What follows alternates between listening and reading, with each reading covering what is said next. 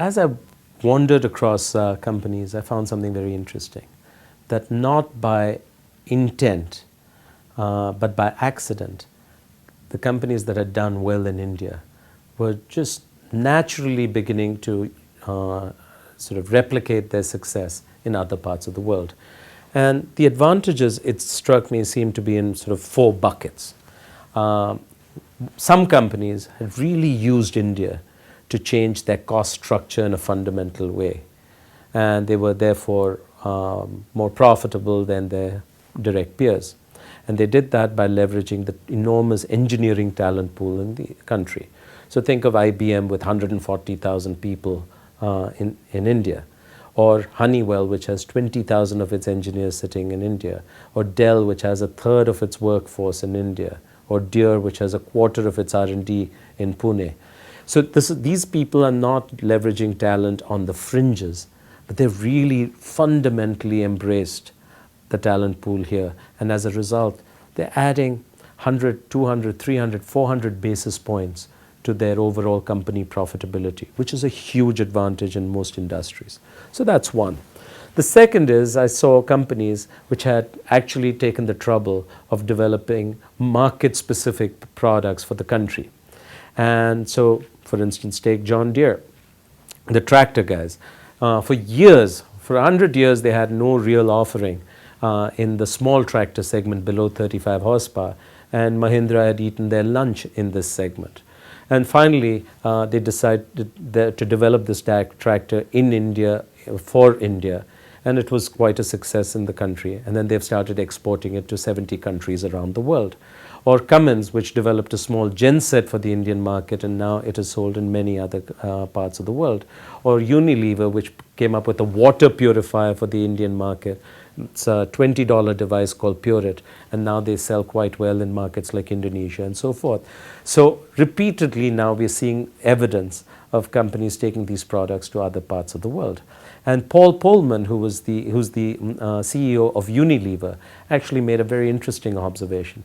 He said in the past we used to take these things to other emerging markets. More and more we see these as being relevant to the developed world, which, because of their own recessions and so forth, are facing very, very tough times. And so customers in Greece and Spain, etc., are every bit as value and price sensitive as Indian customers. So that's kind of a second idea. The third one is, as companies go into equally or more chaotic countries, think Nigeria and Indonesia and so forth, they find that the best managers are those who have successfully operated in India. So if you look at a company like P&G and their businesses across Africa, you'll find a heck of a lot of Indians. Why? Because they know how to thrive on chaos. So using talent from India and other parts of the world, using India as a training ground for the best global talent, the best, smartest Brazilians, the best, brightest Frenchmen, sending them to India and using that to really grow next generation global leaders is a big idea.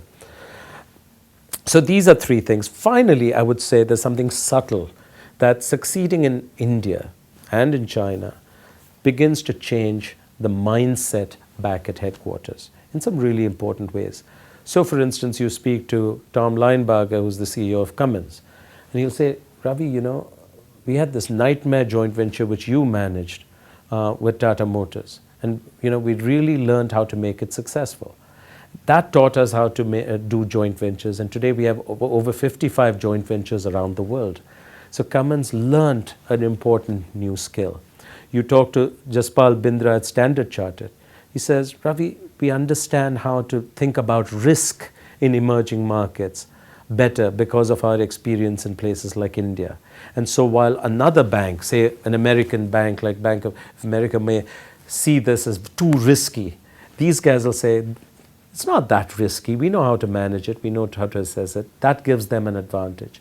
A company like Volvo has learned to manage multiple brands because of their experience in India and China. So they take the Eicher brand global, and all the value trucks are called branded Eicher. They take their SDLG excavators in China and they sell it around the world as the low-cost excavator. So Volvo's mindset around thinking about brands is has changed because of this.